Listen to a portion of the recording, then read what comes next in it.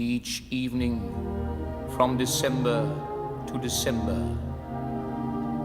Before you drift to sleep upon your cot,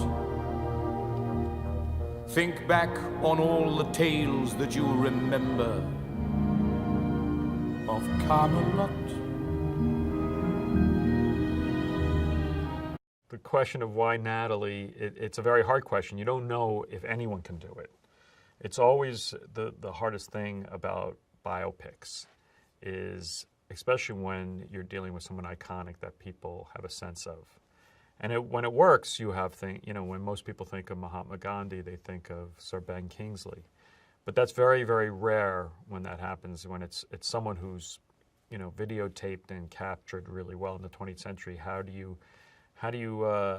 take on a role where the movie star sort of disappears into this iconic person? So that was always the fear I had. Is it possible to do? And for me, the great moment in the process of this filmmaking was, 5-10 minutes into watching one of the cuts, sort of forgetting I was watching Natalie. And she somehow, through her magic and voodoo, was able to sort of disappear into this role.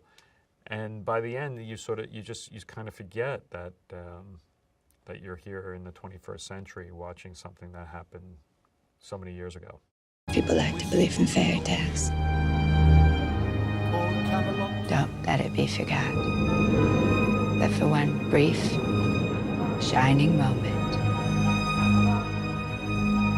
there was a Camelot. It was clear when I saw the club that he was on the path to becoming a true master. The films he had made up to that point were all extremely well done, and he was just able to really. He can just focus on characters that you don't immediately connect with, and make you feel deeply for them, which is really what is one of the great things about filmmaking. And he's just masterful with that skill. So taking someone like Jackie, who you could connect with, I just could only imagine how deep he could get into her character and her behavior.